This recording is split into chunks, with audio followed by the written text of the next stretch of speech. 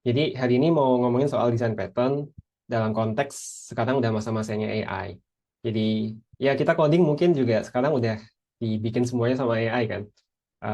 Gimana supaya kita tetap relevan, tetap ngerti apa yang AI bikinin, dan kita menjadi arsitek untuk code-nya itu.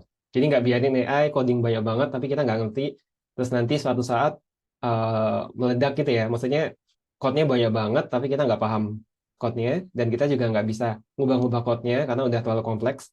Karena ya yang dibikin sama AI, LLM, ya strukturnya asal jadi aja lah gitu kan. Mungkin sering ngalamin ya. Nah, pertama goalnya dulu deh. Goalnya itu sebenarnya saya nggak jualan apa-apa. Saya sebenarnya pingin ini aja sih sebenarnya. Jadi saya suka filosofi ini. Ibaratnya kayak eh, kita punya ilmu gitu, kita punya knowledge, terus kita menyebarkan pada sebagian orang. Dan tentunya makin banyak orang yang tahu kan. Misalnya di kelas ini, sesi ini ada 100 orang, ya berarti mungkin branch-nya ada 100 gitu. Nah, eh, tapi ya impact-nya cuma 100. Akan lebih bagus lagi, misalnya masing-masing dari semua yang hadir di sini bisa menyebarkan lagi, paling nggak ke 3 orang, itu nanti dia ilmunya akan menjadi jauh lebih banyak gitu. Ini simulasi kalau kita ada 10 kayaknya. Satu orang menyampaikan ke 10 orang, terus masing-masing orang menyampaikan ke 3 orang. Kalau dibanyakin lagi, tentunya juga akan makin banyak impact-nya gitu. Nah, saya ingin memberikan impact seperti ini, dan harapannya ini ya sharing session aja. Harapannya semua di sini juga akan sharing ke orang lain, sehingga makin banyak impact ke manapun gitu ya. Ya saya suka aja kalau kalau kalau nyebar kemana-mana. Terlebih mungkin hari ini saya mendengar 3 kabar duka gitu ya. Jadi ya kita nggak tahu kapan kita di dunia ini berakhir. Eh, Ya setidaknya sebelum berakhir ada impact-nya lah kemana-mana gitu. Jadi masih hidup, berasa kita ilmunya masih hidup di mana-mana. Dan sebenarnya ini sesi belajar bareng ya. Jadi saya nggak mengklaim tahu semuanya. Saya juga nggak terlalu, udah lama nggak coding juga by the way. Jadi ya mungkin banyak yang teoritis, tapi hopefully masih bermanfaat buat semuanya. Ini tadi kalau agak agak technical, ini complexity tree. Kalau ada branch-nya sebanyak B dan depth-nya sebanyak D, contoh misalnya binary tree gitu, dalam 3 kali depth aja udah ada 8 cabang ujungnya, 8 leaf. Tapi kalau B-nya cuma 2 ya. Kalau di sini kan B-nya ada 100 ya. Terus depth-nya, katakan teman-teman ngasih tahu ke orang lain, eh, jadi bisa 2 atau 3, ini sudah, angkanya sudah sangat besar. Ini B-nya 10 aja udah 100 ya. Anyway, audiensnya, jadi mungkin ada yang intended sama non-target audience. Intended itu junior sampai senior. Ini tanda kutip karena harusnya yang senior juga udah lebih paham dari saya. Eh, Engineering managers, terutama yang udah lama nggak coding, yang sehari-hari banyak kan meeting daripada coding. Ini juga mudah-mudahan bisa recap lagi pengetahuan yang pernah dipelajari sebelumnya.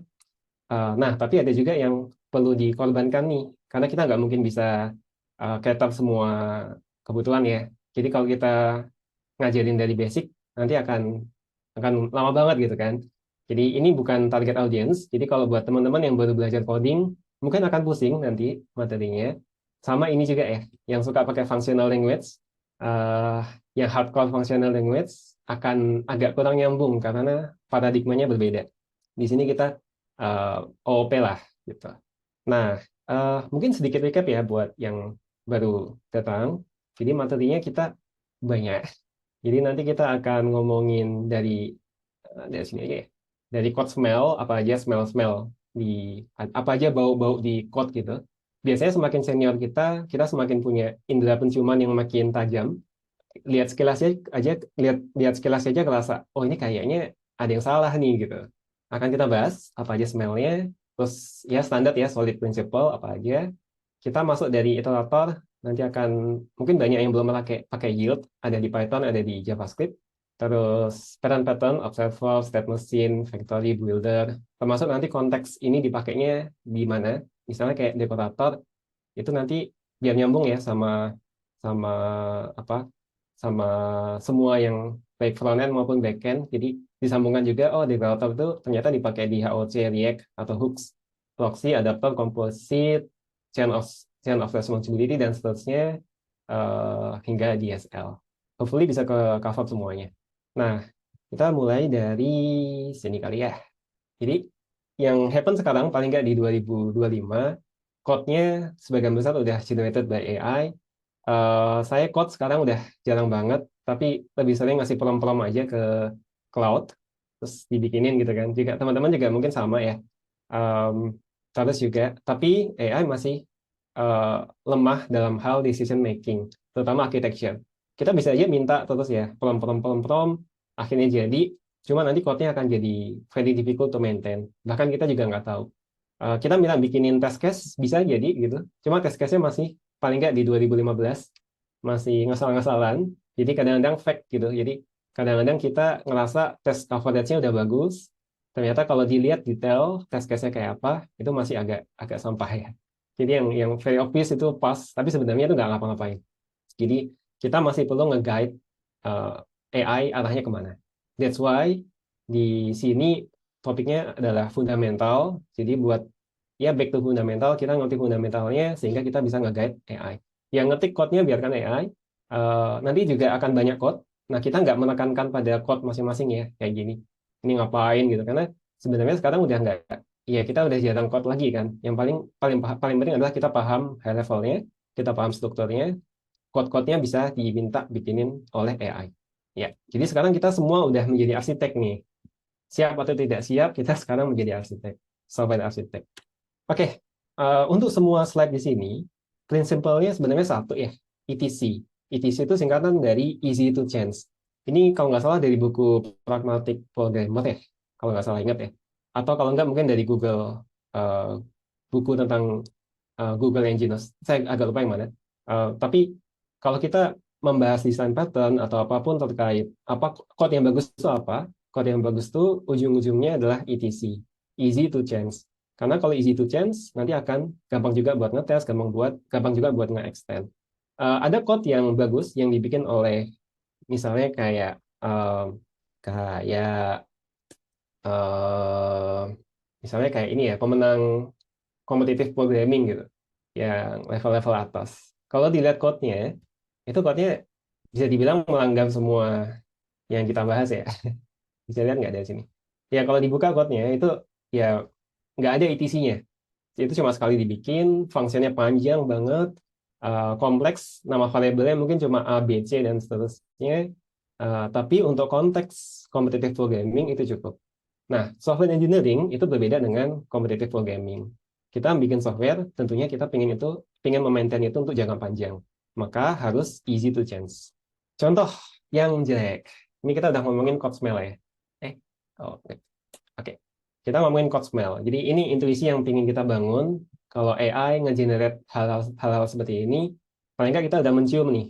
Kayaknya ada yang salah deh. Kita perlu refactor gitu. Bahkan refactornya bisa juga minta AI ya. Tapi paling nggak intuisi bahwa itu perlu di refactor, itu perlu datang dari kita. Contoh yang jelek, long method. Metodenya panjang banget. Biasanya indicated ada komennya. Masih mending ada komen ya. Kalau nggak ada komen sih lebih parah lagi. Jadi eh, ya ada komen-komennya. Dan kalau dilihat ini melakukan proses order, mulai dari validate dulu ordernya, habis itu dihitung totalnya berapa, inventory-nya diupdate karena udah berkurang, terus di pembayaran, kasih notif email, terus di log transaksinya. Ini terlalu banyak responsibility dalam satu function. Gimana solusinya? Untuk yang ini simple sebenarnya ya. Jadi ini saya mulai dari yang simple dulu, nanti lama-lama jadi kompleks. Simple dipecah aja jadi function-function sendiri. Karena udah dipecah menjadi function sendiri, maka tidak perlu komen juga. Karena nama function itu harusnya udah clear. Sama dengan komennya kan, validate order, nama fungsinya validate order. Update inventory, nama fungsinya juga update inventory. Jadi nggak perlu kita kasih komen satu-satu. Ini yang paling simple. Long method bisa dipecah-pecah jadi metode-metode yang lebih kecil. Sehingga nanti kalau ingin dites juga lebih straightforward ya. Bisa bikin tesnya ini sendiri, ini sendiri. Kalau ini kan susah ya. Satu test case nanti gede banget. Terus mungkin banyak yang perlu di mock ya. Berikutnya, ini kalau pakai JavaScript mungkin sering bikin gini ya. Ada callback, callback, callback masuk ke dalam ya. Kalau nggak pakai promise, nggak pakai async await, bisa masuk ke dalam. Bahkan jobnya juga Hadoken. Pernah dengar ya? Yang kayak gini nih. Ya, karena terlalu masuk code-nya jadi luar biasa nested. Ini juga smell. code smell, solusinya simpel ya, dipecah-pecah jadi masing-masing metode, dan juga ada early returns kayak gini. Jadi if not something, return something. Mungkin di Golang banyak ya pakai cara kayak gini. Ini lebih bagus karena kalau kita nggak bikin early return, berarti ini akan jadi if else ya. If bla bla bla else bla bla bla. Ini akan di dalam else-nya. Terus di dalam ini ada else lagi. Jadi akan nested ke dalam. Ini makin dalam nanti akan seperti ini juga walaupun nggak sedalam ini. Jadi bikin gua sebelum masuk kemana-mana kita cek dulu, dan kalau ada masalah ya langsung return. Kalau ada komen-komen silahkan ya chat aja. Masalah yang lain, kelasnya panjang banget. Ini juga sama kayak long method. Ini user account kelasnya. Oh ya, ini pakai Python. Kenapa Python? Karena yang paling human friendly sebenarnya. Tapi kalau teman-teman nggak ngerti self itu apa, don't worry. Ini sebenarnya cuma kayak apa instance variable aja. Kalau di Java kayak this, di JavaScript agak-agak kayak fieldnya lah. Um, Ya, jadi nggak perlu worry. Yang penting paham ini aja, paham high levelnya aja. Kayak gini nih sebenarnya manggil metode profile, manggil field profile di dirinya sendiri. Jadi kayak this dot profile. Ini self di sini ini nggak kayak abaikan aja lah untuk sekarang. Tapi intinya konsep utama yang ingin dibangun di sini adalah kelasnya panjang. Kenapa panjang? Karena di sini dia melakukan user profile management sesuai namanya, oke lah user account. Tapi dia melakukan authentication juga sama security. Iya, sebenarnya disambung-sambungin juga nyambung juga sama user. Payment processing. Oh, ini karena si user itu punya account payment, maka perlu ditambah payment method. Oh, ada order management, udah makin jauh nih gitu. Notification. Ini kayaknya pengen ngasih notification ke user itu kan. Dan seterusnya. Ada data export juga. Solusinya dipecah-pecah menjadi multiple classes. Untuk user profile sendiri, untuk security authentication tadi itu sendiri, payment sendiri, order management sendiri gitu. Ini untuk long class. Ya ini, oh ya ada animasinya. Maka ini melakukan banyak hal lah. Export data export. Nah, solusinya dipecah ada kelas user, user profile, security manager, dan seterusnya. Contoh lain, ini pokoknya yang kiri itu yang jelek, yang kanan itu yang bagus ya.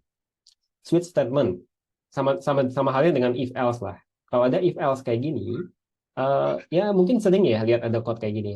If else, terus di masing-masing ada perhitungannya atau ada action tertentu. Ini juga tanda code smell. If else itu tanda code smell. Terutama if else-nya kalau lumayan panjang. Kalau di OP ini bisa pakai polymorphism. Jadi nanti ujung-ujungnya, oh iya pertama ini bisa kita bikin menjadi map dictionary aja. Jadi kita bikin dictionary mapping. Kalau standar maka apa, express apa, format apa. Jadi nggak perlu if else lagi. Dictionary juga cepat ya lookupnya O1. Nah, terus untuk masing-masing tadi, untuk masing-masing ini, kita bikin kelasnya sendiri. Ini kan if else-nya ada macam-macam. Untuk masing-masing itu kita pertama bikin abstrak kelas dulu. ABC itu ya abstrak kelas di Python lah. Um, yang sama dari semuanya memiliki metode calculate cost. Kita ingin menghitung cost semuanya. Terus, untuk masing-masing kondisi di sini, kita bikin kelasnya sendiri. Dan kita implement calculate cost-nya di dalam sini. Jadi, calculate cost-nya itu tersebar di masing-masing kelas. Nggak menjadi satu di satu tempat. Oke? Standard shipping udah dapat, express shipping juga ada cost calculation, ini juga ada. Terus ketika nanti kita mau decide, kita kan di sini pura-puranya ada yang pesan, kita ingin hitung cost-nya. Nah, ketika pesan itu kan kita tahu dia pakai shipping method apa. Ya udah di sini tinggal lookup aja ke dictionary, ke map-nya, ke dictionary-nya, dapetin mapping dari string ke kelas yang relevan. Oke. Nah, karena mereka implement abstrak kelas yang sama, maka semua pasti memiliki calculate cost. Ya udah di sini berarti kita tinggal hitung aja calculate cost gitu. Jadi nggak ada if else-nya hilang dengan adanya polymorphism. Ya, di JS juga mirip ya sama sama Python. Um, Konsepnya kurang lebih sama ya, sama-sama OOP juga. Yang agak beda misalnya di Golang juga sebenarnya agak mirip. Yang agak beda ya di functional languages. Joke-nya kalau di functional languages itu semuanya function. Language design pattern. versus OP. Ada gambar yang, nah ini. Jadi kalau di OP banyak tuh tadi desain pattern yang akan kita bahas. Tapi kalau di functional programming, ya semuanya function. Oke, comments. Comments juga sama. Ini sebenarnya smell juga. Terutama kalau comments-nya menjelaskan word gitu. Buat apa ada komen kayak gini? Kan udah jelas, ini checking PIP juga gitu. Anyway, ini juga sama. Nggak perlu ada ini, baca code-nya juga udah bisa. Atau minta LLM jelasin itu ngapain juga bisa kan straightforward. Ini juga nggak penting gitu. Jadi komen itu seharusnya bukan explain what, tapi explain why. Ini salah, nggak ada koma ya harusnya. Komanya di sini. Contoh komen yang bagus. Ini. Jadi dia ngasih tahu kenapa sih logiknya seperti ini. Oh, ternyata buat naikin retention sama lifetime value. Ini juga ada. Oh, ternyata buat encourage bulk purchase. Terus nama metodenya udah clear juga, jadi nggak perlu dikasih komen. Konstan bisa membantu juga. Jadi ini kan 0,2 nih, ini apa gitu kan.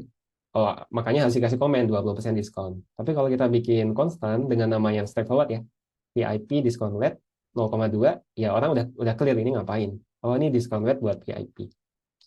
Jadi ya komen bahkan di sebuah buku itu lebih ekstrim lagi, nggak boleh bikin komen karena kalau ada komen berarti nama functionnya kurang clear atau metodenya atau logiknya harusnya bisa diekstrak menjadi sebuah function dan dinamai dengan nama function yang lebih clear sehingga nggak perlu komen ya.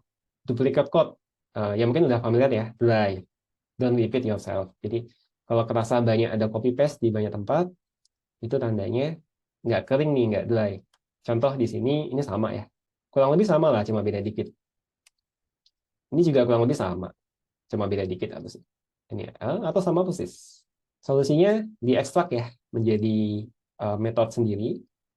Dalam hal ini kita bikin ya, kayak slide-nya udah tadi sih udah saya deploy sih, udah ke deploy belum ya? Oh belum, coba intip. Oh ada error, ya udah. Nanti saya deploy.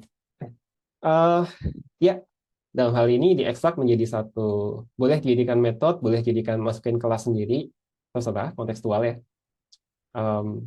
Terus yang tadi ini juga sama, yang copy paste email body ini juga ke extract, sehingga sehingga udah nggak ada copy paste lah. Kalau saya coding biasanya suka saya pakai ini namanya git conventional commit. Ini bukan apa-apa sih, ini cuma ketika git commit kita kasih prefix, kayak gini. Di depannya kita kasih prefix fix. Misalnya itu untuk fixing problem. Fit untuk fitur. Terus ada lagi refactor. Refactor tidak dua something. Nah, kalau lihat git log yang biasa saya bikin, seringkali kita bikin fitur. Setelah sekian lama, stop sebentar, kemudian melakukan refactor. Sehingga tetap senang karena fiturnya kebikin, tapi code-nya juga nggak jadi tech debt, karena ya udah setelah sekian commit anyway tetap akan di refactor juga gitu ya. Jadi nggak ada, sebenarnya nggak salah juga kalau kita copy paste seperti ini, tapi setidaknya dan make it works gitu ya. Tapi setidaknya setelah sekian lama perlu kita refactor menjadi lebih rapi, menjadi dry. Ini juga sama nih, yakni ya kamu nggak butuh itu gitu, karena seringkali kita overthinking. Oh kayaknya di masa depan kita butuh handle kasus ini nih gitu. Cuma masa depannya itu nggak akan happen juga ini mungkin ya. Eh, ini misalnya contoh kita handling payment methodenya dibikin over complicated, terus nanti kita di sini juga ada reply logic yang sebenarnya kita nggak butuh gitu. Solusinya ya hapus aja gitu. Jadi kalau memang belum ada keperluan ke sana dan code kita, again tadi di slide pertama kan kita ngomong soal ini kan, ETC kan, easy to change. Jadi kalau code kita juga easy to change, nggak apa-apa kita bikin yang kita butuhkan sekarang aja. Toh nanti di masa depan kalau kita ada requirement baru, code kita udah easy to change, nggak apa-apa. Jadi nggak perlu overthinking di awal ya. Tell, don't ask. Ini mungkin agak unik. Contoh di sini. Jadi kita punya shopping cart, kemudian ada checkout service. Ketika checkout, kita kan perlu ngecek ya, ada cart items-nya apa aja. Terus kemudian untuk masing-masing items itu dijumlahkan ya, untuk mendapatkan total. Gitu. Tapi ini salah, karena dia ask. Si checkout service itu bertanya ke si shopping cart, ada item apa aja. Nah, seharusnya bukan ask, tapi tell. Jadi dia cukup ngasih tahu ke shopping cart, aku butuhnya ini, tolong provide itu. Nah, coba kita lihat yang bagus ya. Jadi di shopping cart kita tambahin dua logic, calculate total sama apply discount. Ketika checkout, kita nggak ask lagi. Kita nggak tanya ada apa aja itemsnya. Tapi kita tell aja. Oh, tolong hitungin, tolong apply diskonnya. Oh, tolong calculate total. Jadi logiknya nggak ada di sini, tapi logiknya ada di shopping cart. Ini lebih simpel jadinya. Dan benar juga karena logik-logik ini seharusnya miliknya shopping cart kan. Calculate total, apply diskon itu kan miliknya shopping cart. Kalau kita terlalu banyak tell, kayaknya ada yang salah deh. Kenapa kok kita terlalu involved di urusan si shopping cart? Sorry. Kalau kita terlalu banyak ask, kayaknya ada yang salah. Kenapa? Kita terlalu, ini kan harusnya internalnya si shopping cart ya. Harusnya bukan di sini. Jadi idealnya dipindah supaya menjadi tell. Keep it simple. Kiss. Ini juga basic ya. Jadi kadang kita terlalu overcomplicated. Contoh di sini regex untuk email checking. Ya ini benar sih. Um, dan 100% valid juga gitu. Cuma kayaknya nggak perlu sekompleks itu. Kita mikir simple aja. Ini oversimplified sebenarnya, tapi kata si ini code-nya dibikin sama LLM by the way. Cuma katanya kata LLM 99% udah ke cek juga dengan cara ini. Jadi ya udah nggak perlu dibikin terlalu complicated. Feature NV. Ini nih agak mirip sama Tell Don't Ask. Contoh di sini ada invoice, ada customer. Terus ketika bikin invoice, kita pingin dapat data customer-nya kan. Pingin dapat data customer-nya alamatnya apa, terus habis itu di format alamatnya, dan seterusnya lah. Tapi ini sebenarnya punyanya si customer. Logik-logik ini harusnya miliknya customer, bukan miliknya invoice. Nah, kenapa nggak kita pindah ke sana aja gitu ya? Sama ya, tell dan ask. Jadi nggak perlu ask, detailnya apa, tapi tell aja, aku butuh kontak summary nih. Aku butuh display name. Yang ngurus nanti si customer itu. Di sini jadi jauh lebih simpel, karena cuma tell. By the way, saya putus-putus nggak suaranya? Aman ya? Oke. SRP. Ini udah masuk ke solid ya? Bentar, kok hilang? Nah, solid principle. Ini kalau interview software engineer di beberapa company ditanyain tuh, solid itu apa aja? S-nya tuh single responsibility principle. Jadi kelas atau metode itu harusnya cuma punya satu responsibility dan cuma punya satu alasan untuk uh, change gitu ya. Contoh di sini, ini violates. Jadi user manager responsibility-nya kebanyakan. Dia ada kirim email, ada save to database, ada generate report. Kayak kalau kita sebelum bikin satu kalimat kalimat summary, user manager itu ngapain, itu jadi susah. Ya mungkin clue-nya itu ya. Jadi coba deskripsikan itu dalam satu kalimat, bikin TLDR-nya. Kalau bahkan buat mendeskripsikan itu susah, berarti dia violates SRP. Saatnya dipindah. Kayak gini. Oh sebenarnya ini ada beberapa hal nih. Ada ngurusin email, ada ngurusin report, dan lain-lain. Again, dipecah menjadi multiple classes. Kalau udah dipecah-pecah gitu, nanti lebih gampang juga ngetesnya. Gampang kan? Daripada satu yang gede banget, ngetesnya susah. Makanya kan terlalu banyak ngemok. S udah, habis itu O. O itu open close principle. Jadi definisinya software entity ini bisa jadi kelas, bisa jadi metode. Harusnya open untuk di extend, tapi close untuk dimodify. Contoh aja mungkin ya, yang ini. Jadi ini buat hitung area, oke, calculate area. Tentunya beda ya, segitiga dan persegi dan lain-lain itu rumusnya berbeda. Tapi ini violate OCP karena kalau kita mau nambah yang baru, pentagon misalnya, berarti ini perlu dimodify kan? Padahal menurut OCP harusnya ini open for extension, tapi close for modification, close for modification. Kalau kita harus memodify metode ini karena ada yang baru, pentagon, itu berarti sudah violate close for modification. Gimana solusinya? Sama dibagi menjadi multiple classes. Bikin rectangle, circle, jadi udah nggak ada if else lagi. Again, ada if else tuh indikasi ada yang smelly ya. Dipecah, rectangle, circle, terus masing-masing punya metode area, terus calculate area tinggal manggil punya masing-masing ini aja. Gitu. Ini kan dia punya beberapa steps ya. Ini looping untuk masing-masing steps, hitung areanya, kemudian dijumlahkan. Sama kayak di sini. Cuma bedanya, kalau suatu saat ternyata circle itu, suatu saat kita ada area baru, ada bentuk baru, triangle misalnya, kita nggak perlu ngubah apapun yang di atas. Kita tinggal nge-extend aja, bikin kelas triangle. Jadi open for extension.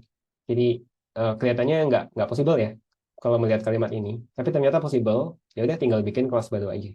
LSP. LSP ini em, jadi kalau kita punya sebuah superclass, misalnya misalnya ini deh, kita punya bird sama penguin, burung sama penguin. Burung bisa terbang, burung bisa juga bikin suara. Penguin nggak bisa terbang. Jadi kalau kita dipaksa implement method fly, harusnya kita raise exception dong, kan nggak bisa terbang. Tapi make sound bisa. Gitu. Nah, misalnya kita mau bikin metode make bird fly, di mana ini dikasihnya bird gitu ya. Tadi ini inheritance, ini di Python ini inheritance. Jadi penguin itu inherit si burung. Eh, dan ini harusnya valid-valid aja ya. Si ini make bird fly, kalau kita kasih penguin ke sini, itu boleh-boleh aja karena toh juga penguin adalah bird. Tapi ketika kita panggil, tadi kan ini akan menjadi penguin.fly kan. Sementara penguin.fly itu nggak bisa gitu, error kan. Nah, ini melanggar LSP karena kalau ini sudah superclass, bird itu kan superclassnya, pattern pattern class ya. Harusnya kita substitusi dengan child class apapun, dengan penguin atau dengan yang lain, harusnya ini akan bisa jalan. Nah, ternyata enggak. Gitu. Kenapa? Karena ya salah. Karena penguin itu nggak bisa terbang. Jadi harusnya penguin nggak boleh nge-extend si bird atau nggak boleh nge-inherit si bird.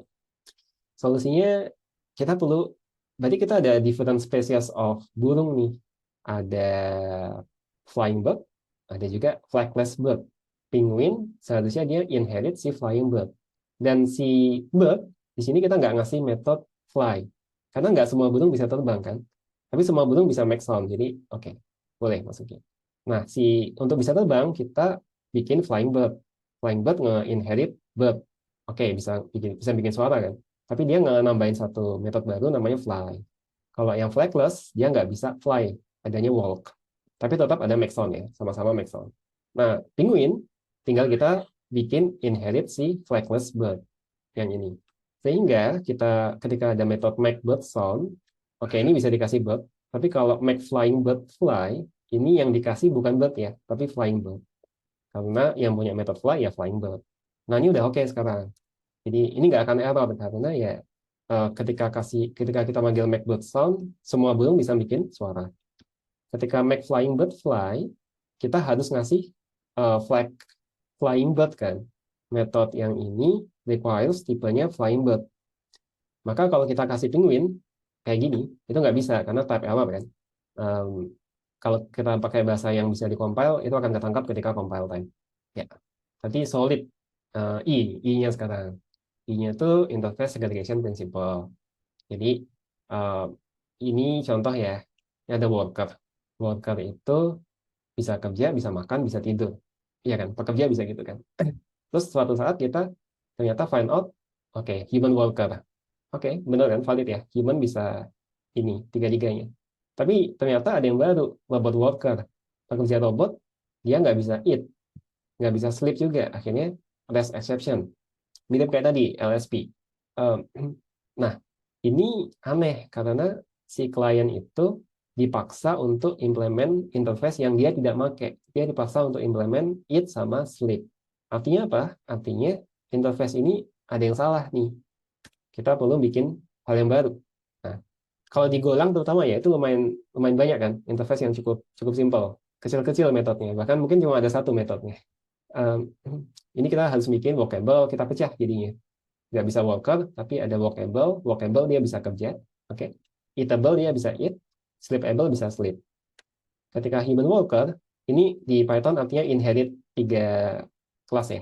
Jadi inherit tiga parent. Dia punya tiga parent. Oke, human worker bisa tiga-tiganya. Tapi robot worker, dia cuma bisa kerja, tapi nggak bisa makan, nggak bisa tidur. Jadi di sini benar, dia nggak melanggar ESP, karena ya dia implement cuma yang dia butuhkan aja. Dia nggak perlu implement eat, nggak perlu implement sleep. Nanti impact-nya nyambung ke LSP. Ketika, sorry, bukan LSP, apa tadi namanya? LSP, ya betul, LSP. Agak ketukar sama language server protocol. Ya, dia bisa bisa valid juga di LSP-nya. Karena ketika kita manage work, panggil method works, itu yang kita kasih workable. Yang di sini yang kita kasih eatable gitu ya. Jadi pasti ada nih it nih. Pasti ada works-nya juga. Ini semua works, nggak ada error. Kalaupun dipaksa kayak gini, ya ini bukan runtime error, tapi type error. Terakhir, solid yang terakhir D. D itu dependency inversion principle. Atau dependency injection lah, gampangnya. Jadi, high level modules itu harusnya nggak depends on low level modules, tapi should depends on abstraction. Agak susah memahami ini. Contoh aja. Contoh misalnya kita punya order processor. Dia perlu ngeproses order. Ketika proses order, dia perlu nge-save ke database, juga perlu kirim email. Nah, masalahnya adalah si database-nya itu dibikin di order processor ini. Jadi ini udah dipaksa harus pakai MySQL. Dan ini udah dipaksa juga pakai email service. Jadi ada tightly coupled ya. Jadi coupled ke MySQL. Kalau kita pengen ganti yang lain, susah. Terus juga untuk ngetes susah. Karena untuk ngetes order processor, kita harus nge-mock si MySQL database ini. Jadi ini karena nggak ada dependency injection. Ini low level nih. Ini low level modules. Ini high level modules. Tapi dia depends on low level. Low levelnya ini. MySQL email service. Solusinya di invert dependensinya. Jadi yang dikasih ke bawah, mungkin dari awal ya, kita perlu bikin kelas dulu. Ini abstract class ya. Namanya database sama notification service. Cuma di sini kita nggak stick to MySQL, Postgre, nggak ada gitu. Any database bisa, as long as dia implement method save. Ini juga notification-nya terserah mau pakai apa. Mau email, mau push notif, mau WA, apapun bisa, as long as dia implement send. Nah, ketika kita order processor yang kita kasih parameter tambahan, database-nya apa, notification service-nya apa. Tapi ini bukan concrete class ya, ini abstract class. Jadi ini bisa dikasih parameter Postgre, bisa dikasih parameter MySQL. Jadi ini masih abstract. Nah, setelahnya kita ya bikin aja MySQL database, ini inherit database, Postgre juga sama, inherit yang atas, bisa email, bisa SMS buat notifnya. Ini low level modulesnya. Nah, terus kita tinggal, jadi yang memilih ini itu bisa di high level. Kalau di Golang bisa di main.go-nya, kita decide mau pakai apa, kita initialize semuanya, secret injection juga di satu tempat, terus ini semua nanti tinggal dipas ke bawah-bawahnya. Jadi kayak order processor, kita kasih ini MySQL, email service. Cuma si order processor dia nggak tahu pakai database apa. Dia cukup tahu bahwa itu memiliki metode save. Kayak gini kan, tinggal .save. Database-nya yang nge-decide adalah si high level-nya, si main.go-nya, atau main.py, atau apapun. Kalau mau kita ganti-ganti juga gampang, tinggal diganti di atas. Kalau kita mau bikin testing, itu juga gampang. Tinggal bikin, katakan MySQL-nya, kita mau tes pakai in-memory database gitu. Ya udah kita tinggal bikin sebuah kelas namanya in-memory database, yang penting dia punya metode save. Kalau pengen nge-mock, gampang karena dia in-memory database. Gitu. Ya, iterator. Ini udah selesai ya, solid. Ya, udah selesai, solid. Jadi solid ada berapa tadi? Ada 5. Single SRT, OCP, LSP, ISP, sama DIP. Ya, masih banyak. Sekarang kita masuk ke ini. Ini agak susah, tapi menarik.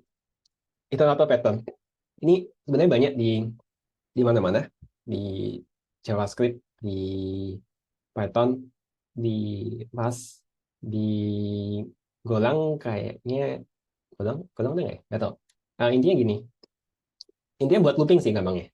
Jadi kalau kita nggak pakai iterator, kita ini misalnya array, kita perlu masuk ke masing-masing elemen itu, terus kita pindah. Jadi kontrolnya ada di kita. Intuisinya gampangnya kayak kita punya for i dari 0 sampai length-nya, terus kita akses elemen indeks ke i satu-satu. Itu kalau nggak pakai iterator. Kalau pakai iterator, kita semacam punya ini. Ini namanya iterator ya. Dia yang gerak kemana-mana. Jadi awalnya dia di sini, dia iterate ke sana, iterate ke sana. Clue-nya kalau kita pakai for each atau for bla bla bla in, itu dia menggunakan iterator. Iterator ini menarik karena dia ya mungkin contoh dulu ya. Contoh ini yang nggak pakai iterator, kita punya book shelf, kita punya rak buku gitu. Kita bisa nambahin buku, bisa dapetin bukunya. Tapi kalau kita ingin akses bukunya satu-satu, kita perlu looping. Kita perlu masuk ke dalamnya, dapetin bukunya apa, terus akses ke indeks ke i. Dan lumayan bahaya karena books-nya ke expose keluar kan. Jadi kita punya rak buku, tapi buku-buku masing-masing itu ke expose di luar array-nya, sehingga kita bisa menghapus itu. Walaupun sebenarnya si book self nggak punya metode clear. Ini karena ke expose. Nah, kalau pakai iterator, ini don't worry sintaksnya ya. Anyway, saya nggak ngajarin sintaks karena sintaks bisa bisa generated by AI, tapi lebih penting konsepnya. Konsepnya adalah kita bikin iterator. Iterator itu semacam pointer gitu ya. Jadi dia menunjuk ke suatu tempat. Initially dia di set sebagai 0, indeks ke 0, tapi ini private ya. Kalau di Python underscore itu private, konvensional aja, convention aja. Terus dia memiliki metode next. Nah, ketika metode next dipanggil, si iterator itu diperintahkan gerak ke kanan. Jadi ini akan gerak indeksnya tambah 1, gerak ke kanan, terus apa? Mengembalikan buku yang ada di indeks yang sebelumnya. Jadi dia ambil bukunya, kemudian dikasih di return, kemudian pindah geser ke kanan 1. Nah, bedanya apa? Bedanya kita bisa pakai for in. Jadi kita nggak perlu indeks pointing lagi, nggak perlu pakai range lagi. Jadi ini synthetic sugar sebenarnya. Di Python ada, di lain-lain juga ada kan, ada for each dan sejenis-jenisnya lah. Ya, tapi sebenarnya yang dilakukan ini itu mirip sama ini. Di Java juga ada kan. Jadi buat dapetin iteratornya dulu, jadi kan ada book self ya. Kita punya book self. Kemudian si self-nya ini kita pengen dapetin iteratornya, dapetin ini. Iterator tadi bayangannya kayak si pointer ini aja kan. Jadi kita dapetin ini nih. Begitu udah dapet ini, kalau pengen geser ke kanan, kita tinggal panggil next aja. Tapi di dalamnya apakah dia cara indeksingnya kayak apa? Itu kita nggak perlu care lagi karena udah diurusin sama si iterator. Gimana pindah? Ya, cukup panggil next aja. Coba lihat di bawah. Ini kan tinggal dapetin iteratornya, kita suruh pindah ke kanan next gitu. Ketika pindah, dia ngebalikin isi buku yang sebelumnya, sebelum dia pindah. Dapat bukunya. Terus looping lagi, next lagi, geser ke kanan, terus dibalikin buku yang tadi diakses, dan seterusnya nanti sampai kalau udah selesai ada kan rest exception, selesai gitu ya. Ini sama aja dengan ini. Biasanya kita pakai versi yang atas. Terus kelebihannya juga bukunya nggak ke expose keluar, jadi nggak bisa menghapus arraynya. Karena yang ke expose, again cuma iteratornya aja. Nah, tadi iterator kan bayangannya kayak array gitu kan, simple, cuma indexing kiri ke kanan, dan kayaknya nggak susah juga ya bikin kayak gini. Kenapa harus bikin iterator? Ini juga straightforward. Powernya akan kerasa ketika kita punya data structure yang lebih kompleks. Misalnya tree. Mungkin yang belum familiar, tree data structure ya kayak gini. Atau gampangnya seperti file system sih. Kayak file system, kita punya file kayak gini. Terus kita pengen buka ini ke dalam. Ini kan tree ya, kayak pohon. Dia punya root-nya, terus punya children-nya. Terus masing-masing children bisa dibuka lagi, punya children lagi, dan seterusnya. Ini kan bukan kayak apa ya. Kalau kita pengen looping semuanya, dapetin dari atas ke bawah, lumayan kompleks kelihatannya. Jadi perlu buka dulu nih ke sini, ada file apa, oke dapat, balikin setting.local.json. Terus ke atas lagi, balik ke atas, ke siblingnya, masuk ke dalam, oh ternyata masih bisa dibuka, oh nggak bisa, yang ini aja, oh nggak ada, yang ini deh, ini masih bisa dibuka, masuk ke dalam, balikin recursion.notebook, ke atas lagi, ke siblingnya, dan seterusnya gitu kan. Sebenarnya mirip ya, kita pengen iterasiin, makanya sebenarnya itu iterator juga. Nah, kalau kita nggak pakai iterator, kita pakai tree biasa, ini kayak ya dia melakukan recursive DFS. Caranya jadi custom kayak root.traverse gitu. Terus dapat value-nya. Value-nya ya semua anak-anaknya gitu ya, A, B, C, D. Tapi caranya custom. Kita nggak bisa pakai for each, nggak bisa pakai nggak bisa nggak bisa diubah ke list. Nanti saya tunjukin aja.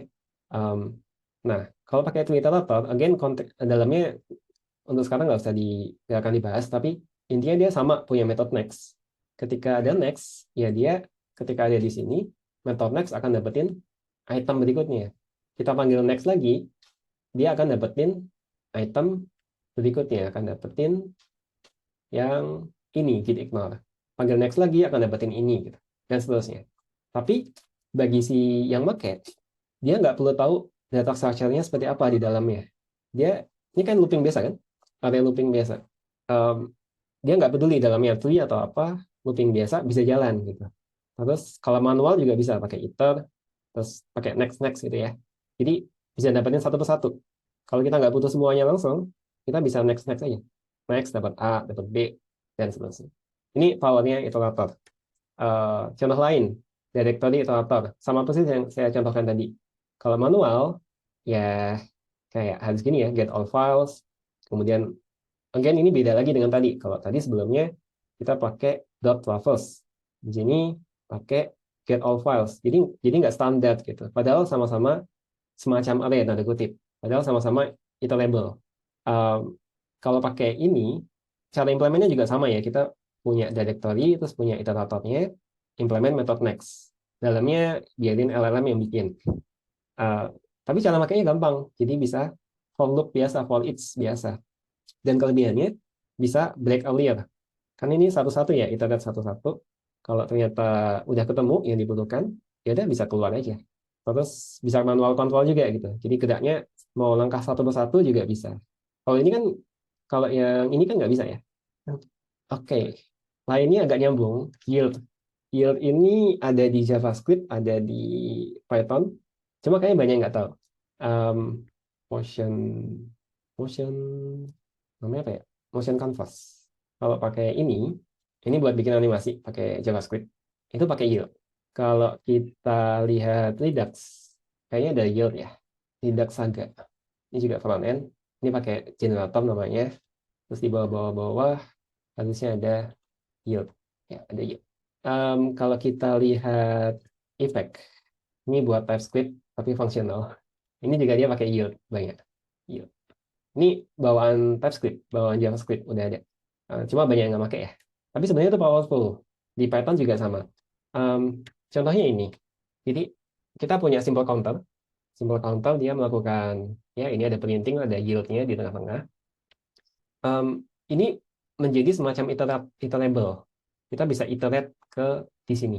Contoh, kita manggil next counter, dia akan balikin satu. Terus setelah yield satu, dia balikin kontrolnya lagi ke sini. Jadi semacam keluar dari functionnya, kayak return lah. Tapi kalau return kan udah selesai kan. Ini kayak return tapi bisa balik lagi ke situ. Jadi nanti balik ke sini lagi. Kalau kita panggil next lagi, dia lanjut dari sini. Jadi dia remember sebelumnya di mana, kemudian lanjut. Next lagi dia lanjut ke sini. Jadi agak-agak magic ya. Iya, agak-agak magic di sini. Nah, ini kalau kita bandingin sama return, kalau return ya ini nggak akan tercapai. Udah balik ke sini aja. Kalau pakai yield, ini semacam pause di sini. Terus akan di remember, terakhir ada di line 9. Ketika kita panggil next, ini akan lanjut ke sini, ke sini. Nah, yield ini bisa kepake buat lazy generator contohnya. Misalnya kita mau bikin counter 1 sampai 5. Ini kita bisa pakai count up to 5. Ketika dia masuk ke sini, dia nggak akan generate angka 1 sampai 5 sekaligus. Tapi dia lazy. Karena ketika masuk yield, dia akan stop dulu, nunggu dipanggil next-nya. Akan pause. Contoh ini ya, kita pakai 1 juta gitu kan. Ini dia nggak akan bikin array yang isinya 1 juta. Tapi dia akan cuma stop di sini. Ketika kita panggil next, itu dia akan balikin counternya, balikin angka 1. Terus dia akan lanjut lagi. Lanjut sampai ketemu yield berikutnya. Sekarang count-nya 2. Pause dulu di situ, nunggu sampai dipanggil next. Ini kalau pakai di bahasa-bahasa kayak gini ini ada lazy evaluation. Jadi kita bisa bikin list yang panjang banget, tapi itu sebenarnya belum dieksekut gitu ya. Atau di skala itu juga ada lazy. Ya, anyway, ini bisa kita implementasikan di traversal directory tadi. Jadi ini kita ubah sedikit. Ketika sudah ketemu file, dia stop dulu kan. Kayak analoginya tadi di sini, kita buka terus foldernya ke bawah sampai ketemu file. Ketika ketemu filenya, kita return, tapi pakai yield. Jadi nggak langsung berhenti. Terus di sini, ya udah, ini kan akan satu persatu ya. Jadi untuk masing-masing looping itu, dia nggak akan balikin semuanya. Jadi ini akan manggil ke sini, tapi dia begitu nemu sebuah file, dia akan pause duluan, balik ke sini. Terus kita cek apakah text file apa bukan. Kalau bukan ya dia lanjut loopingnya, akan manggil next lagi. Jadi di dalam sini sebenarnya ada pemanggilan next. Lanjut lagi kan, terus dapat file berikutnya dan seterusnya sampai either loopingnya selesai atau ketemu file txt. Jadi bisa lazy traversal. Itu. Lanjut. Semoga nggak overwhelm ya. Harusnya overwhelm, um, tapi kan sebenarnya yang penting dapat intuisinya, nanti bisa dibaca ulang materinya. Observer. Ini kalau pakai React, sebenarnya kita secara nggak langsung pakai observer. Contoh, kita punya logic buat dapetin um, apa temperatur. Kita ngeset temperaturnya 25 derajat, jadi punya weather station. Bayangannya kayak itu stasiun buat tempat buat menyiarkan temperaturnya berapa. Terus tugas dia adalah membroadcast ke semua display. Mungkin ini display di sebuah mall di Jakarta, ini display di jam, Android jamnya siapa gitu kan. Berarti dia perlu ngasih tahu ketika temperaturnya di set, dia perlu ngasih tahu ke semua display yang ada, ngasih tahu suhu sekarang berapa gitu. Jadi tugas display satu nampilin aja.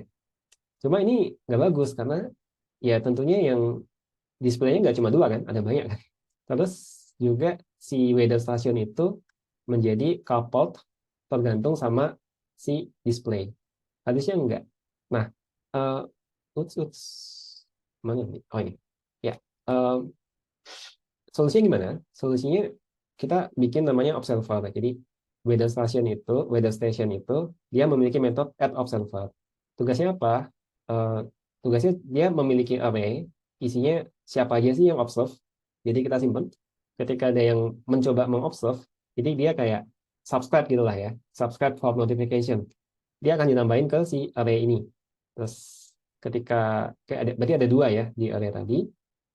Terus masing-masing observer itu harus memiliki metode namanya update. Gitu ya. Nah, ketika temperaturnya di set 25 derajat, dia akan notify observer. Notify observer ngapain? Cuma looping aja sih. Looping, terus ngasih tahu ke masing-masing, memanggil metode update-nya. Ini. Dengan ini, si weather station itu tidak memiliki dependensi ke display satu atau display 2. Tapi dia cuma expect ada sebuah uh, ada observer. Ini kalau mau lebih secure lagi dibikin inherit sebuah abstrak kelas yang memiliki update update method ya. Ya dia cukup cukup tahu bahwa itu memiliki metode update.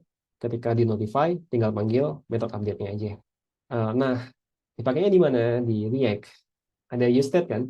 Ketika useState ini magic sebenarnya. Nilainya bisa berubah.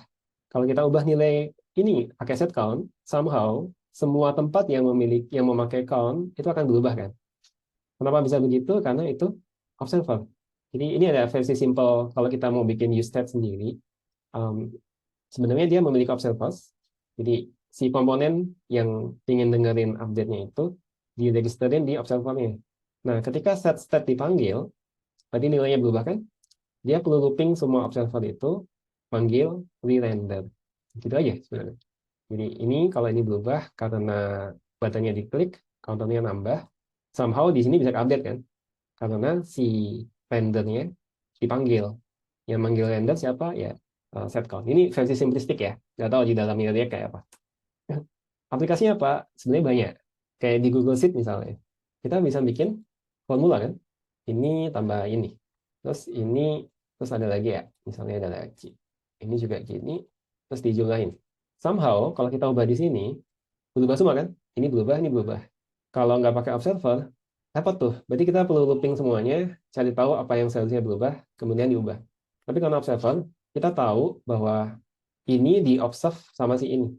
Jadi ini subscribe ke perubahan di sini. Ini juga subscribe ke perubahan di sini. Sehingga ketika ada perubahan di sini, nggak semuanya perlu di-render ulang. Cukup yang subscribe aja. Atau mungkin notification juga sama. Oke. Berikutnya, state mesin. Ini kalau kelamaan, nanti bikin sesi terpisah ya. Mungkin nggak akan bahas semuanya. Ya, let's see. Uh, Contoh, ini logic tentang traffic light. Ada metode change. Change itu buat ngubah traffic light ke status berikutnya. Misalnya kayak habis merah kan hijau ya. Habis hijau uh, yellow. Ya kan ya? Hijau mau merah kan yellow dulu kan. Habis yellow merah gitu. Terus habis merah balik lagi ke hijau. Terus ini punya metode change.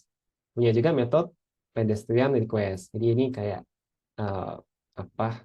Ada yang mau nyebrang lah. Dia tanya boleh nyebrang apa enggak. Dicek kalau lagi merah nggak boleh. Save to close. Ini mobil. Mobilnya merah kan.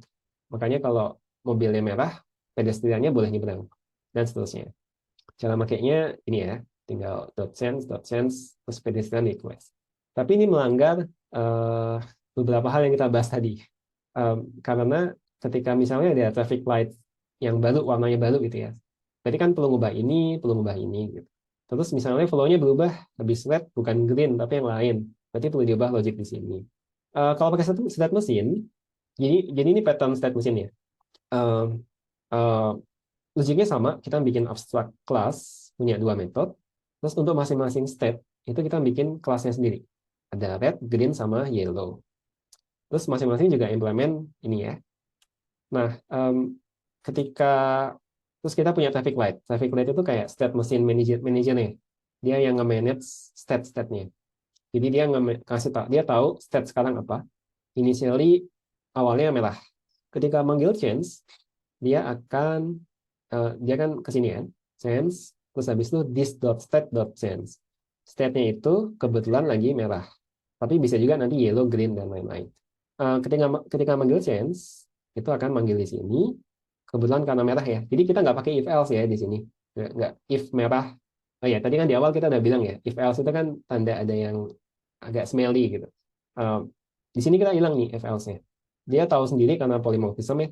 Tahu sendiri lagi merah, change, terus habis itu ngubah state-nya menjadi green.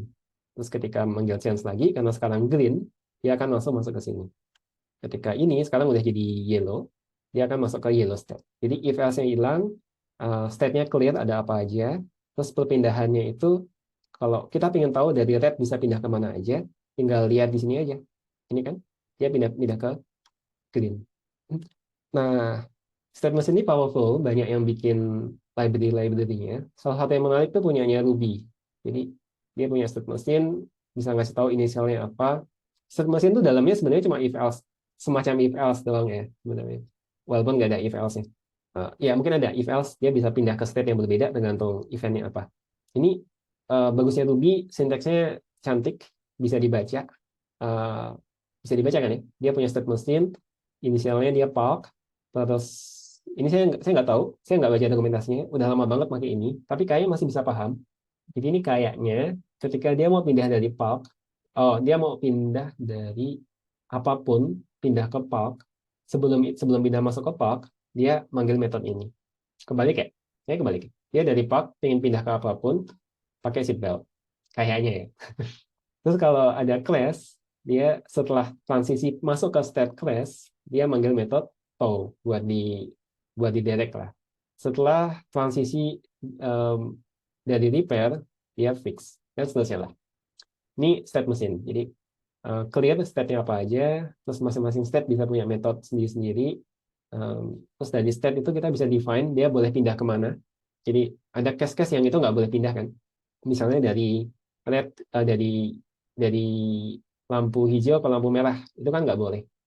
Nah, kalau pakai state mesin itu clear logiknya. Kalau nggak pakai, nanti akan banyak if else macam ini. Factory. Factory mungkin banyak pakai ya. Misalnya ini kita mau bikin database nih. Kalau nggak pakai factory, again ada if else. If else juga sama tadi, smell. Kalau pakai factory, kita bisa bikin, pertama kita bikin tadi pakai ini aja, pakai map dictionary.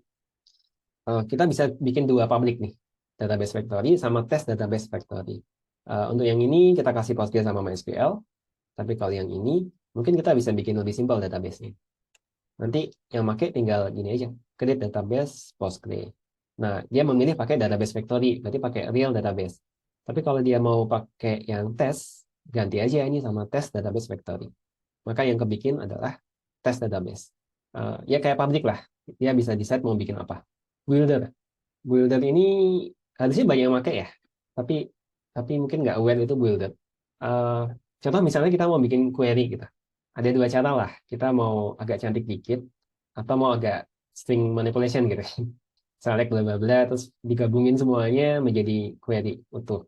Kalau yang di atas ini bikin metode SQL Builder. Di dalamnya dia punya parameter ini, parameter biasa aja sih.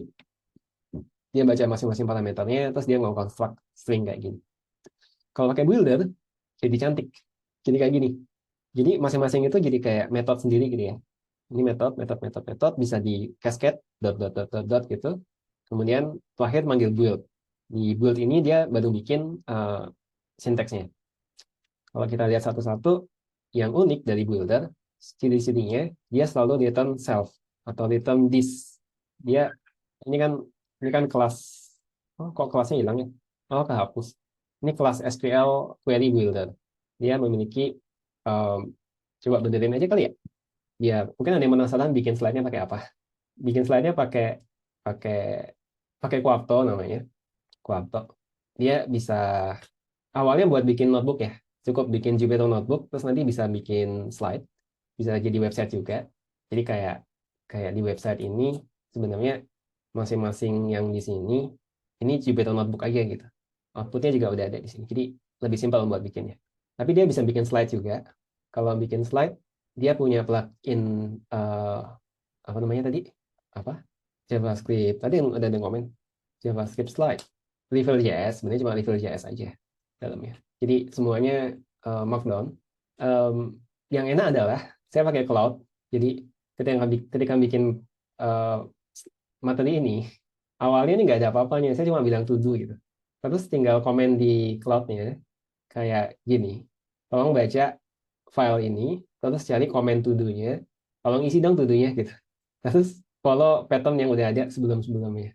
Jadi ini saya nggak ngetik sendiri, ini nggak ngetik sendiri. Saya cuma ngasih title aja ini. Terus dia bikin semuanya. Ya, anyway, kenapa ada ini? Kelasnya keluar ya. SQL Query Builder ada di sini. Ini harusnya ada di dalam.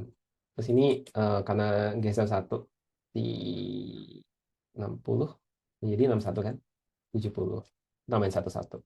16, 18, 20, 22, 24, 26, 28, 30, 32, 34, 36, 59. Jadi ini artinya pertama nge-highlight line 61 sampai 70. Terus ya nge-highlight 61 sampai 70. Setelah itu nunggu event klik. Kalau diklik nanti dia nge-highlight ini semua. Nah, nge-highlight ini semua. Ketika diklik lagi nge-highlight ini gitu ya. Jadi sesimpel itu bikinnya. Ya yang unik dari Builder dia return this self sehingga bisa di cascade dot karena ini tipenya juga sama SQL Query Builder sehingga ada method from table kan. Ini juga sama tipenya juga sama gitu. Jadi bisa cascading. Ya intinya di sini dia cuma nambah-nambahin aja, nge-build lah. Tapi bentuknya bukan string, tapi ya objek. Terus ketika metode build dipanggil, ya dia tinggal nge-construct stringnya aja di append gitu. Ini pattern kayak gini sebenarnya cukup familiar di UI. Ini kalau kita lihat, harusnya Kotlin ya, Android ya. Saya nggak coding Android sih. Cuma common ya kayak ini kan, ada add text, add button, dot disambung-sambungin itu memakai builder pattern. Kalau kita buka isinya, kurang lebih kayak gini juga nanti ya. Ada return this gitu. Singleton. Singleton itu ingin memastikan cuma ada satu instance yang dibikin. Contoh, sebentar. Contoh ini. Ini mau bikin config lah, tapi ini ketika load config, pura-puranya ada yang lama lah di sini atau expensive. Expensive dalam artian bisa jadi butuh waktu lama, atau bisa jadi dia resource yang expensive, yang kita nggak pengen ada duplikat-duplikat. Kalau pakai, jadi kalau kita pakai gini, kita akan bikin dua kelas, jadi akan dua kebikin. Tentunya ID-nya beda. Nah ini jadi expensive. Kalau pakai singleton, dia memastikan cuma ada satu yang kebikin. Jadi ini sama-sama bikin dua ya, config manager. Tapi kalau kita lihat ID-nya, itu objek yang sama. Kenapa begitu? Caranya sebenarnya cukup simpel. Dia memiliki instance method private, instance field private. Ketika dia mau di init, dia cek dulu apakah sudah pernah kebikin apa bukan. Sorry, ini bukan instance, ini class field. Jadi global gitu ya. Kalau dia udah kebikin, dia nggak akan bikin lagi. Kalau belum, dia baru bikin gitu ya. Logiknya cuma itu sih. Cuma supaya nggak ada duplikasi-duplikasi.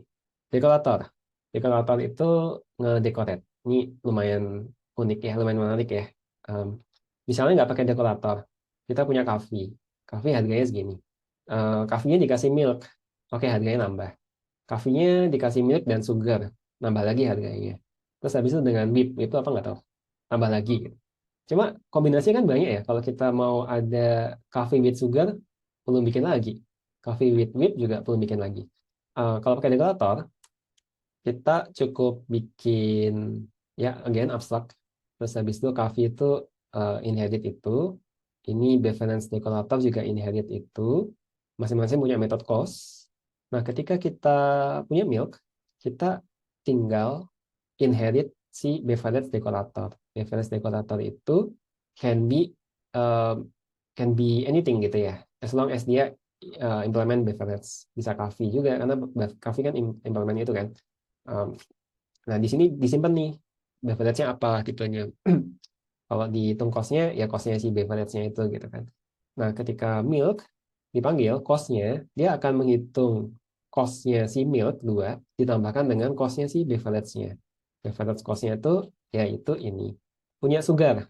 Sugar itu juga sama ya. Sama, ini sugar, milk, whip sama aja.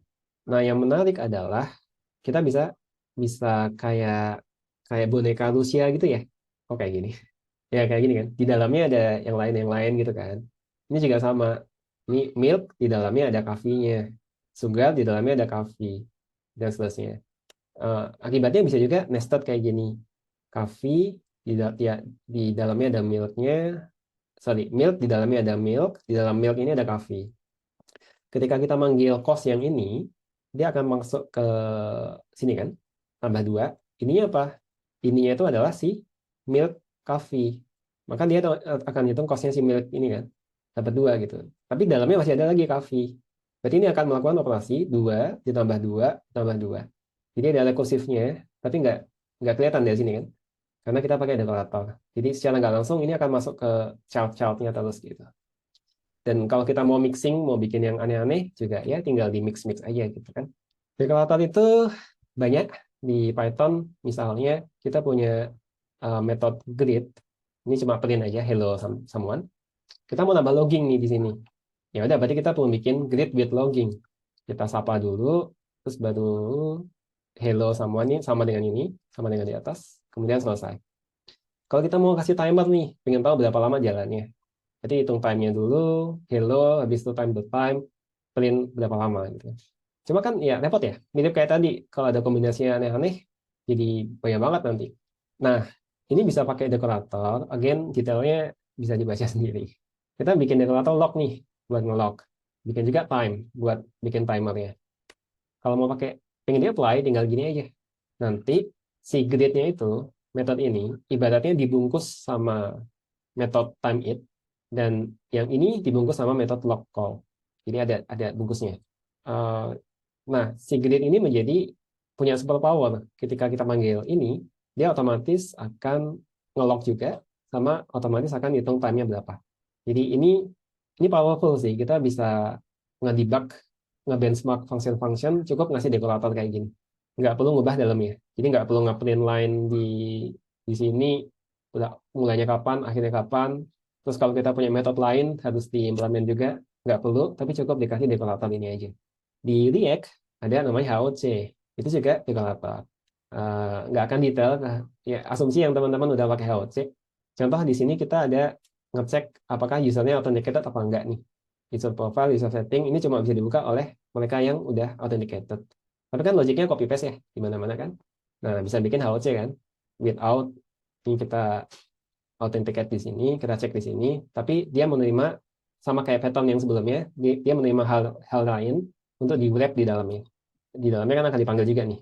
Jadi dia akan melakukan pengecekan dulu, kemudian merender yang di dalamnya.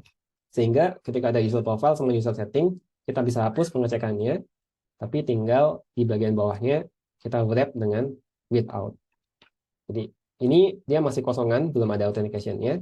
Tapi kalau kita kasih dekorator authentication, ini otomatis jadi authenticated. HOC. Begitu pula hooks. Hooks itu juga semacam dekorator. Use fetch nih, jadi um, ini buat melakukan fetching ya. Um, kita cukup ngedecorate ini ke hook ini, otomatis dia memiliki loading sama error sama punya ini juga. Again, detailnya nggak saya bahas. Ini juga sama gitu. Jadi udah punya sebal power lah. Proxy. Proxy itu buat ngeproxyin sih sebenarnya, cukup simpel. Um, Contoh di sini kita mau dapetin cuacanya, pura-puranya lama ya di sini. Um, Terus kalau kita panggil satu-satu gini, ini lambat nih. Yang pertama lambat, 1 second. Yang kedua juga lambat karena manggil ini. Yang ketiga juga lambat. Kalau mau dipercepat, bisa pakai dekorator yang tadi, bisa juga bikin proxy. Jadi ini bikin sebuah kelas lain, dia nge-proxyin si Weather API. Di dalam sini dia melakukan cache checking. Udah ada di cache apa belum? Hanya ketika cache-nya miss, dia akan manggil si ini. Nah, di sini kita nggak pakai Weather API langsung, tapi pakai proxy-nya. Akibatnya kita udah punya cache-nya di sini. Yang pertama memang lama, karena belum ke cache, tapi kedua ketiga jadi cepat. Adapter.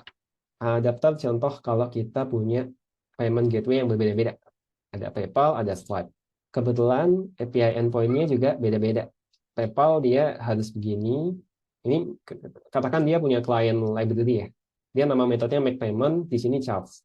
Ini get balance, di sini retrieve balance. Jadi kan beda. Kita nggak punya akses buat ganti di dalamnya. Atau bisa jadi legacy code gitu. Akibatnya, cara makainya juga beda-beda. Kalau PayPal harus pakai metode make payment, Stripe pakai charge. Supaya konsisten, kita bisa bikin yang namanya apa adapter. Nah, kita bikin adapter, kita bikin namanya harus proses payment sama get balance. Nanti kita bikin adapter buat masing-masing. PayPal dibikin, Stripe juga dibikin. Untuk PayPal, ya otomatis harus implement ini. Di dalamnya ya bisa jadi cuma manggil make payment-nya si PayPal. Yang di Stripe juga dia cuma manggil charge-nya si Stripe.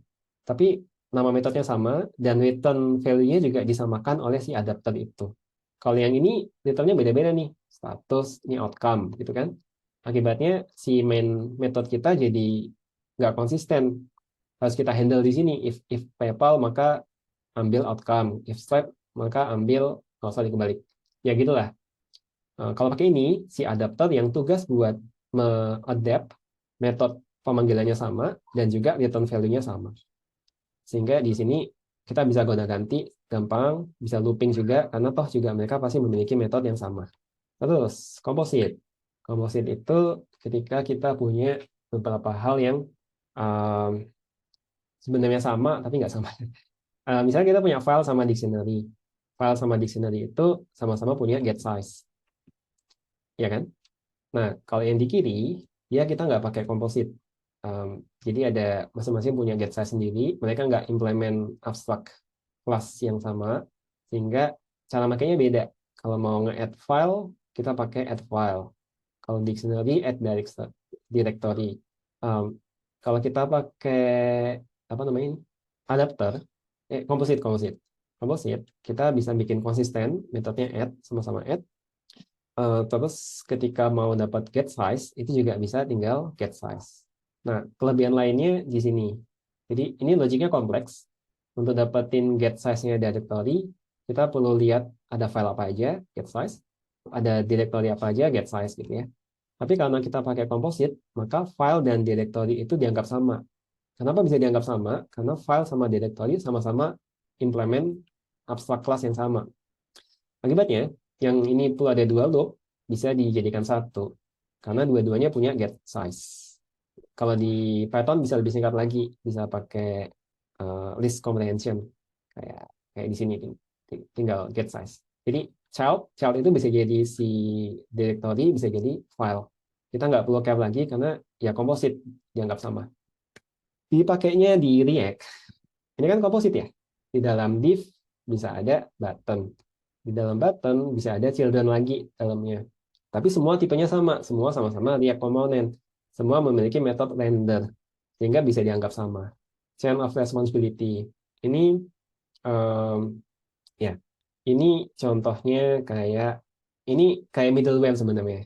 Jadi contoh misalnya ada yang purchase 50 itu ingin dihandle oleh kalau kalau purchase-nya rendah maka boleh dihandle sama siapapun lah atau ada diskon. Tapi kalau purchase-nya mahal kayak mungkin lebih dari 700 ini harus approval by system dan lain-lain lah.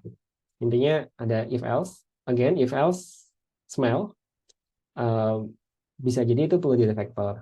Nah, kalau pakai ini, oops, ini kita kayak, ini kan sebenarnya kayak kayak apa ya, kayak chain gitu ya. Ada alurnya.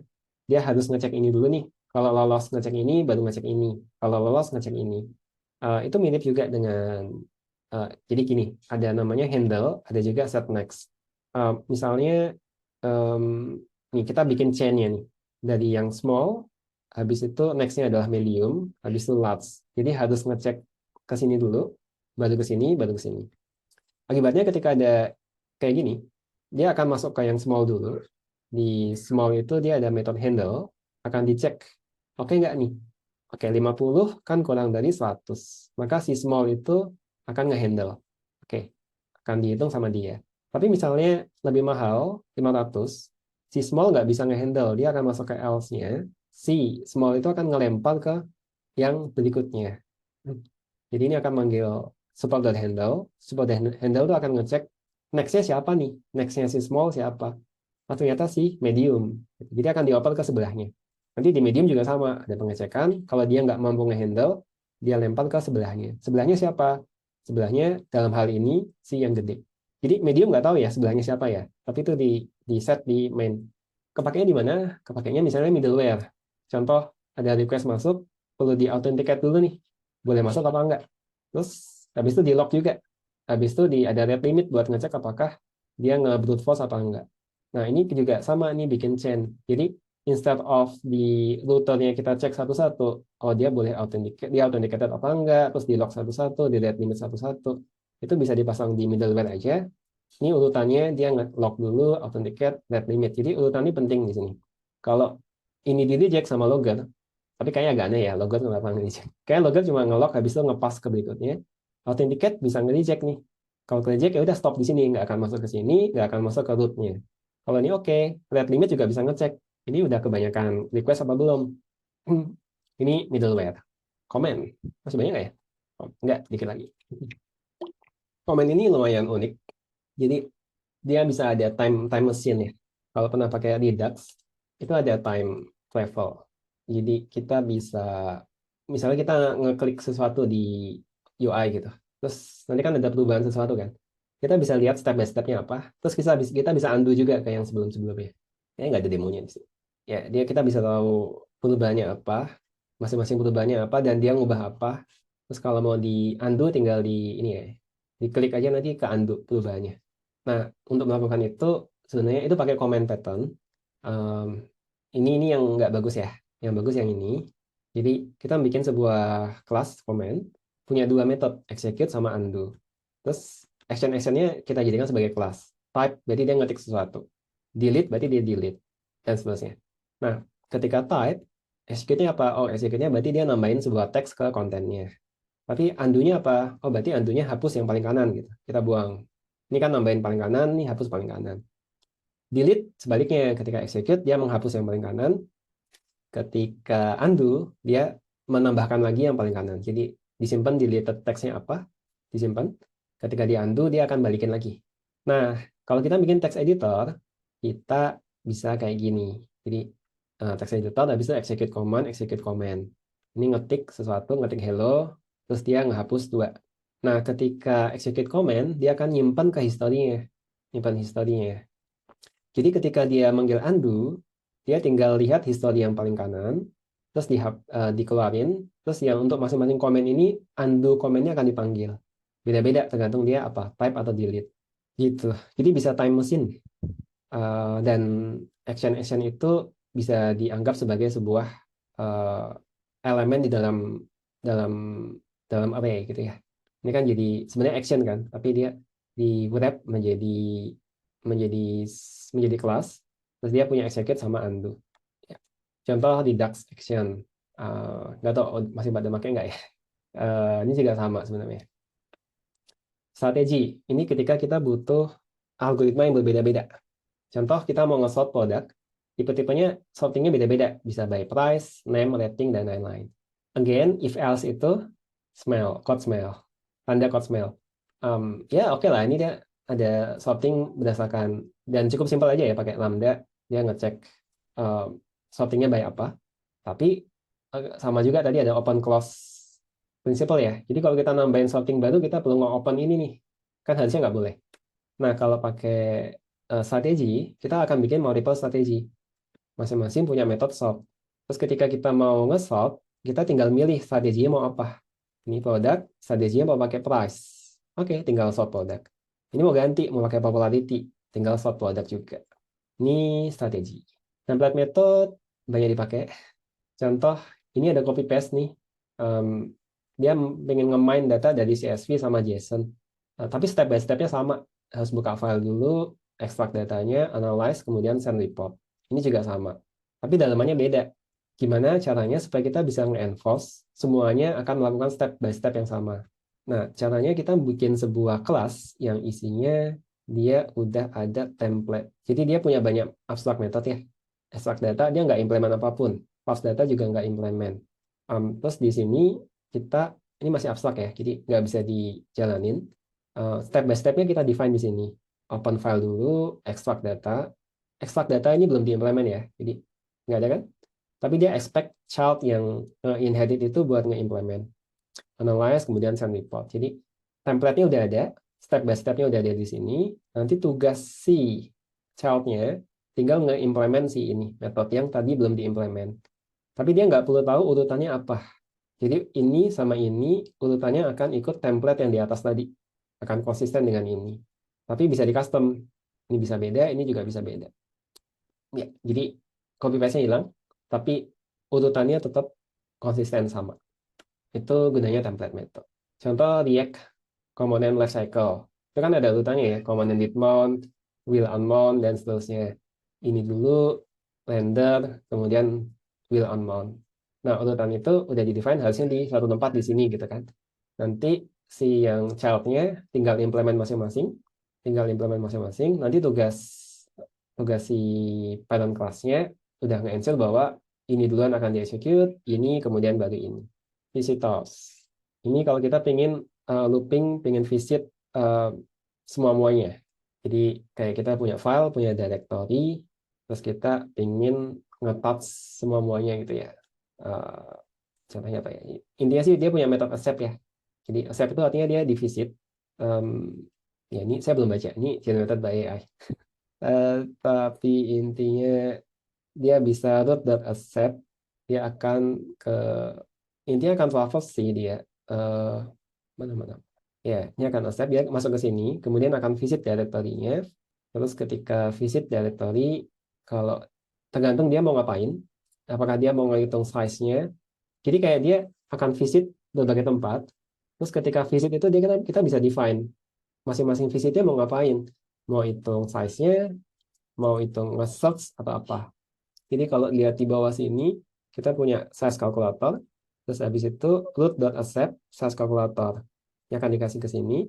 Nah, ini akan visit si root-nya, root directory-nya. Kemudian dia akan, root directory-nya akan, nah dia akan visit directory. Visit directory nanti akan, iya dia akan lihat semua children-nya, kemudian akan accept, akan visit masing-masing children itu. Gitu. Dan untuk masing-masing visit dia ngapain? Dia hitung size-nya. Kalau ketemu file. Dependency injection. Ini yang tadi udah dibahas ya kayaknya. Supaya nggak ada. Ini contohnya jelek karena ini ini udah ada dependency ke email service, Postgres service, sama file logger. Lebih bagus kalau itu diinjek dari atas, kayak gini. Dibikin di atas, kemudian dikasih sebagai parameter. Kelebihannya, kalau kita ingin gonta-ganti, gampang. Kalau kita bikin mock juga gampang karena diinjek ya. Jadi bisa kita gonta-ganti sesuka kita. Contoh di AngularJS ada bisa nge-inject dependency kayak ini. Ini diinjek karena dikasih di functionnya. Kalau ini nggak diinjek, jadi dia udah dibikin di bawah ya, sehingga susah buat digonta-ganti. Ini Spring Java, ini juga sama, ini diinjek nih. Kalau ini nggak diinjek, dia bikin sendiri masing-masing. Jadi nggak susah buat digonta-gantinya. Ini kalau ya pakai auto warp, kalau mau, saya belum pernah pakai Spring yang baru, tapi kayaknya ini bisa, ya ini pakai mock, di mock di sini. Kalau jadi ini sama ini bisa beda. Efek Em, nggak usah deh. Terakhir DSL. Em, contoh contoh DSL. Jadi em, DSL itu membuat bahasa pemrograman kita seolah-olah bisa nge-cater kebutuhan lain dan masih human readable. Contoh ini gitu. Dia pengen nge-query, ini kan kebaca ya, query users, kayak ada SQL gitu, tapi ini Python. Kalau ini bukan DSL, ini dia ya JSON biasa ya. Kan beda ya, lihat ini sama ini akan kelihatan lebih gampang ini kan. Nah, gimana cara bikin ya DSL? Sebenarnya ini metode biasa aja kan. Ada where, terus ini pakai builder, jadi balikin self, bisa di cascade, um, terus akhir execute gitu ya. Ya, jadi eh, ini custom domain specific language. Jadi biasanya yang bikin DSL kalau kita butuh specific domain, misalnya kayak buat nge-query atau kita mau bikin aplikasi yang punya specific needs lah. HTML itu DSL juga. Kita bisa pakai pattern ini. Ada metode where, order by. Nah, masalahnya DSL ini nggak semua bahasa pemrograman um, DSL friendly. Kayak Python termasuk DSL friendly, gampang bacanya. Tapi kayak Java gitu, ya bisa juga bikin DSL, tapi akan susah dibaca. Karena banyak hal-hal Java yang baru mungkin gampang ya. Tapi kalau Java yang dulu banget, kan nggak ada lambda ya. Jadi untuk bikin gini harus pakai new class, terus habis itu perlu bikin metodenya gitu kan. Jadi ya panjang banget gitu. Cuma yang sekarang udah banyak ya. Contoh lain di C Sharp ada yang namanya LINQ. Ini bagus banget sih C Sharp. Udah lama sih ada LINQ. Jadi ini literally memang ada kayak gini. Kalau kita pingin semacam ada query SQL tapi di dalam bahasanya sendiri. Kita nggak perlu bikin looping, nggak perlu bikin if else buat buat filtering, tapi udah ada tinggal .web something something. Dan ini bisa bisa belakangnya bisa macam-macam, belakangnya bisa database beneran atau array pun juga bisa kita lakukan seperti ini. Nah kalau di Golang nggak bisa kan? Golang tuh lumayan ngeselin sih kayak where ini kan berarti perlu looping terus habis itu if bla bla bla tidak sama dengan apa maka append gitu ya. Walaupun ada yang bikin kayak gini juga sih. Ada yang bikin kayak gini di Golang pakai generic um, atau list. Ini juga bahasa yang DSL friendly karena dia bisa contoh misalnya ya karena bahasanya itu antara code sama data itu sama. Eh, jadi misalnya kayak when itu nggak ada gitu. Adanya if. Tapi kalau kita mau bikin sintaks when sendiri itu bisa. Tinggal bikin makro when itu nanti seperti apa ditranslate menjadi if di bawah di dalamnya. Jadi ini nanti sebenarnya akan ke translate menjadi if bla bla. Akibatnya gampang kalau kita mau bikin apa ya custom DSL yang mau bisa dipakai misalnya apa ya hmm, kita punya custom code yang custom logic yang akan dipakai sama tim non engineering gitu. Terus kita bikin DSL-nya sehingga mereka nanti bukan pakai when lagi tapi mungkin pakai bahasa Indonesia jika print cetak dan seterusnya itu bisa dan bisa native native sama halnya dengan sintaks native-nya dia sendiri. Di Rust juga sama, ada makro. Jadi ini juga semacam, ya bisa bikin semacam DSL nih. Ini kan kayak HTML ya. Oke, udah banyak ya materinya. Materinya akan saya publish. Bisa sekarang nggak ya? Sitemap.xml. Kenapa nggak gitu? Iya, kalau pakai Quarto lumayan simple nge-publishnya. Quarto publish. Dia akan git. Ya, ini copy paste ini. Dia akan generate HTML terus di copy ke Netlify. Apakah bahasa pemrograman Jaksel dibuat dari Lisp? Nggak tahu. Em, nah, ini tadi udah dibilang sama Mas Zain ya. Jadi ada website bagus. Ini, Refactoring Guru. Eh, di sini ada dua hal. Dia jelasin soal refactoring sama juga desain pattern gitu. Saya belajar juga salah satunya dari sini. Terus minta ke cloud buat tanya-tanya di sana. Ini udah dibahas. Sebagian besar udah dibahas sih tadi. Komposit, ya mungkin kayak yang jarang-jarang dipakai, tadi sengaja nggak dibahas. Momento gitu nggak dibahas. Termasuk yang ini yang desain pattern, refactoring, dia ngasih tahu code smell tadi apa aja. Ini lebih banyak lagi dibahas di sini. Eh, Contoh-contohnya, cuma agak kurang kurang detail pembahasannya. Jadi kalau mau belajar cepat, screenshot ini semua, terus habis itu kasih ke LLM, tolong jelasin gitu dengan code masing-masing um, before sama afternya itu itu lebih enak daripada baca langsung di sini. Ini bisa atau enggak? Oh bisa. Oke, ya ada di sini. Materinya di sini. Ya, ada Mas Dinda, senior saya. Eh, ya gitu aja mungkin ya. Kalau ada pertanyaan silakan tanya ke LLM. Thank you waktunya. Nanti akan di-upload ke YouTube juga mungkin. Hopefully bermanfaat. Pengen testing juga sih sebenarnya ini kalau bikin kayak gini seberapa rame. Ya mungkin akan bikin juga kapan-kapan kalau ada peminatnya. Thank you semua. Happy weekend.